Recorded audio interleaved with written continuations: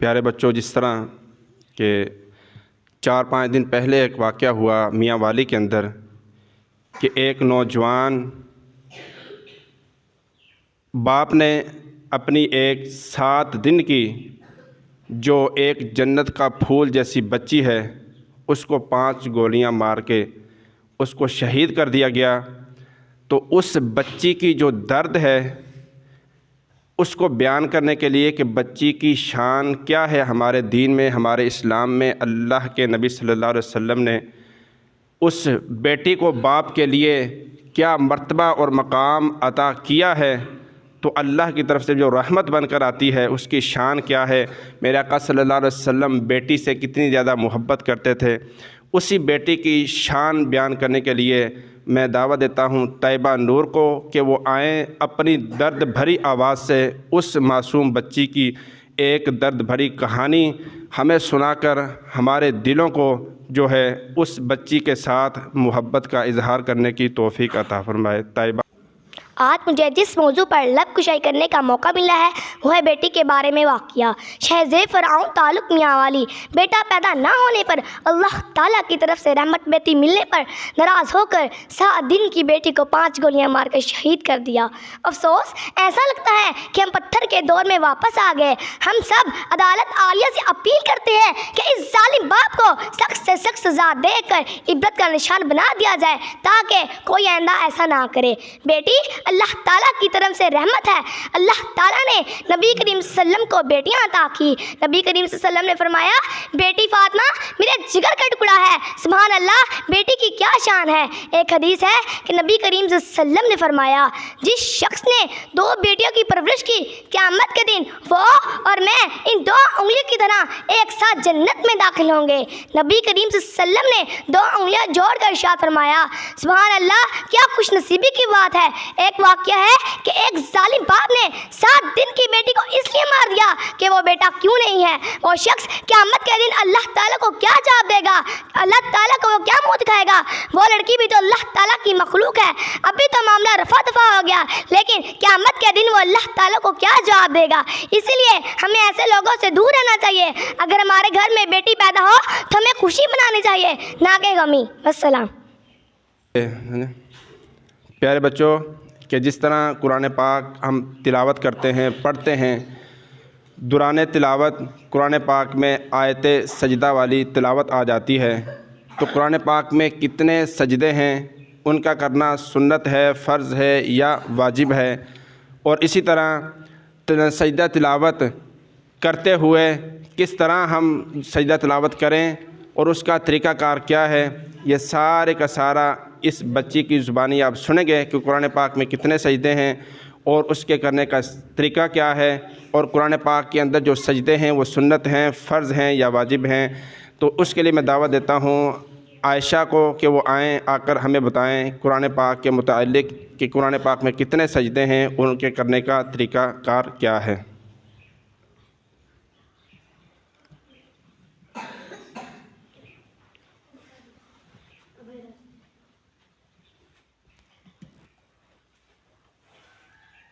پیارے بچوں، السلام علیکم۔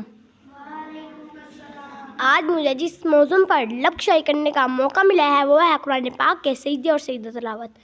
پیارے بچوں، پہلا سوال، قرآن پاک میں کتنے سجدے ہیں؟ پیارے بچوں، جواب، قرآن پاک میں 14 سجدے ہیں۔ پیارے بچوں، جو قرآن پاک میں 14 سجدے ہیں، یہ واجب ہے، فرض ہے یا سنت ہے؟ پیارے بچوں، جو قرآن پاک میں 14 سجدے ہیں یہ سارے کے سارے واجب ہیں۔ پیارے بچوں، جب ہم قرآن پاک پڑھ رہے ہوں تو درمیان میں سجدے والی آیت آ جائے تو قرآن کو بند کر کے ایک سائڈ پہ رکھ دیں، پھر سجدے کی نیت کرتے ہیں۔ میں نیت کرتی ہوں سجدہ تلاوت کی، منہ طرف خانہ کعبہ شریف، اللہ اکبر اللہ اکبر کہتے ہوئے سجدے میں چلے جاتے ہیں، پھر 3 تسبیحات پڑھتے ہیں، سبحان رب الاعلیٰ، سبحان رب الاعلیٰ، سبحان رب الاعلیٰ، پھر اللہ اکبر کہتے ہوئے کھڑے ہو جاتے ہیں اور اگلی آیت سے قرآن مجید کی تلاوت شروع کرتے ہیں۔ پیارے بچوں، چوتھا سوال، جب ہم قرآن اللہ اکبر کہتے ہوئے ہاتھ نہیں اٹھاتے بلکہ زبان سے اقرار کرتے ہیں۔ پیارے بچوں، 5واں سوال، یہ سجدہ کرنے کے بعد کیا کرتے ہیں؟ پیارے بچوں، جو آپ سجدہ کرنے کے بعد سیدھے کھڑے ہو جاتے ہیں۔ السلام۔ माशाल्लाह सुभान अल्लाह, जिस तरह हमारे इस बज़्म अदब मुस्तफ़ा सल्लल्लाहु अलैहि वसल्लम ने कुछ बच्चे वज़ू के मसाइल बयान करते हैं, तो कुछ बच्चे गुस्ल के फ़राइज़ मसाइल बयान करते हैं, और इसी तरह कुछ बच्चे आते हैं कि जो नमाज़ पढ़ने का तरीक़ा हमें बताते हैं कि नमाज इस तरह पढ़ी जाती है, 4 रकात नमाज़ फ़र्ज़ इस तरह पढ़े जाते हैं, और सुन्नत मौक़दा और सुन्नत गैर मौक़दा पढ़ने का तरीक़ाकार ये है। तो इसी तरह मैं दावत देता हूँ मोहम्मद अतहर को कि वो आएँ और आकर हमें 4 रकात नमाज फ़र्ज़ पढ़ने के बारे में हमें बताएँ कि किस तरह शुरू करते हुए पहली रकात, दूसरी रकात, तीसरी या चौथी रकात, या किस तरह 4 रकात नमाज फ़र्ज़ पूरी करते हैं। तमाम की तमाम जो 4 रकात नमाज फ़र्ज़ पढ़ने का तरीक़ा हमें सही माने में आगाह करने की तौफ़ीक़ अता फ़रमाए मोहम्मद अतहर। प्यारे बच्चों, अस्सलाम वालेकुम। आज मुझे जिस मौजू पर लब कुशाई करने का मौका मिला है वो है 4 रकात फ़र्ज़ नमाज़ पढ़ने का तरीका, कि 4 रकात फ़र्ज़ नमाज कैसे पढ़ी जाते हैं। पहले हम 4 रकात फ़र्ज़ नमाज की नीयत करते हैं। मैं नीयत करता हूँ 4 रकात फ़र्ज़ नमाज की वास्ते अल्लाह ताला दे मुँह तरफ खाना काबा शरीफ अल्लाह अकबर कहते हुए दोनों हाथ कानों तक बुलंद करते हैं और फिर नाफ के नीचे ऐसे बांध लेते हैं। प्यारे बच्चों, फिर सना पढ़ते हैं। ये सना पढ़ना सुन्नत है। फिर ताउज़ और तस्मिया पढ़ते हैं, ये भी नमाज में पढ़ना सुन्नत है। फिर सूरत अल फातिहा पढ़ते हैं, ये पढ़ना वाजिब है, और इसके साथ कोई और सूरत मिलाते हैं। सूरत अल फातिहा के साथ कोई और सूरत मिलाना भी वाजिब है। फिर रुकू में चले जाते हैं। रुकू में 3 मरतबा सुभान रब्बियल अज़ीम पढ़ते हैं। फिर समी अल्लाहु लिमन हमीदा कहते हुए कोमा करते हैं। कोमा में रब्बना लकल हम्द पढ़ते हैं। फिर सजदा में चले जाते हैं। सजदा में 3 मरतबा सुभान रब्बिल आला पढ़ते हैं। फिर जलसा करते हैं। जलसा में अल्लाहुम्मा अग़फ़िरली पढ़ते हैं। फिर दूसरा सजदा करते हैं। दूसरा सजदा करने के बाद दूसरी रकात की इब्तिदा बिस्मिल्लाहिर रहमानिर रहीम से करते हैं। फिर सूरत अल फातिहा पढ़ते हैं। फिर इसके साथ कोई और सूरत मिलाते हैं। फिर रुकू में चले जाते हैं। रुकू में 3 मरतबा सुभान रब्बियल अज़ीम पढ़ते हैं। फिर समी अल्लाहु लिमन हमीदा कहते हुए कोमा करते हैं। कोमा में रब्बना लकल हम्द पढ़ते हैं। फिर सजदा में चले जाते हैं। सजदा में 3 मरतबा सुभान रब्बिल आला पढ़ते हैं। फिर जलसा करते हैं। जलसा में अल्लाहुम्मा अग़फ़िरली पढ़ते हैं। फिर दूसरा सजदा करते हैं। ये हमारी 2 रकात नमाज मुकम्मल हुई। अब हम कादा में बैठ जाते हैं। 2 रकात के बाद बैठने को कादा उला कहते हैं। कादा उला में बैठकर तशहद पढ़ते हैं, और फिर तीसरी रकात की इब्तिदा बिस्मिल्लाह से करते हैं। बिस्मिल्लाहिर रहमानिर रहीम पढ़ते हैं। फिर सूरत अल फातिहा पढ़ते हैं और रुकू में चले जाते हैं। रुकू में 3 मरतबा सुभान रब्बियल अज़ीम पढ़ते हैं। फिर समी अल्लाहु लिमन हमीदा कहते हुए कोमा करते हैं। कोमा में रब्बना लकल हम्द पढ़ते हैं। फिर सजदा में चले जाते हैं। सजदा में 3 मरतबा सुभान रब्बिल आला पढ़ते हैं। फिर दूसरा सजदा करते हैं। दूसरा सजदा में भी यही तस्बीह पढ़ते हैं। फिर चौथी रकात की इब्तिदा बिस्मिल्लाह से करते हैं। फिर सूरत अल फातिहा पढ़ते हैं और रुकू में चले जाते हैं। रुकू में 3 मरतबा सुभान रब्बियल अज़ीम पढ़ते हैं। फिर कोमा करते हैं। कोमा में रब्बना लकल हम्द पढ़ते हैं। फिर सजदा में चले जाते हैं। सजदा में 3 मरतबा सुभान रब्बिल आला पढ़ते हैं। फिर जलसा करते हैं। जलसा में अल्लाहुम्मा अग़फ़िरली पढ़ते हैं। फिर दूसरा सजदा करते हैं। दूसरा सजदा करने के बाद कादा में बैठ जाते हैं। 2 रकात के बाद बैठने को कादा उला कहते हैं, और 4 रकात नमाज के बाद बैठने को कादा खीरा कहते हैं। कादा खीरा फ़र्ज़ है। इसमें बैठकर तशहद पढ़ते हैं, दुरूद पाक पढ़ते हैं, और रब्बी जालनी दुआ पढ़कर दोनों तरफ सलाम फेर कर नमाज से बाहर आ जाते हैं। ये हमारा 4 रकात नमाज फ़र्ज़ पढ़ने का तरीका मुकम्मल हुआ। अल्लाह ताला हम सब को सुन्नत तरीके के मुताबिक 4 रकात फ़र्ज़ नमाज पढ़ने की तौफ़ीक़ अता फ़रमाए। मुअज़्ज़ज़ सामईन, अब हम किन्ज़ा और इसी तरह मुईज़ को दावत देंगे कि कुरान पाक के मुताल्लिक़ चंद सवाल और उनके जवाब, एक दूसरे सवाल और जवाब करेंगे।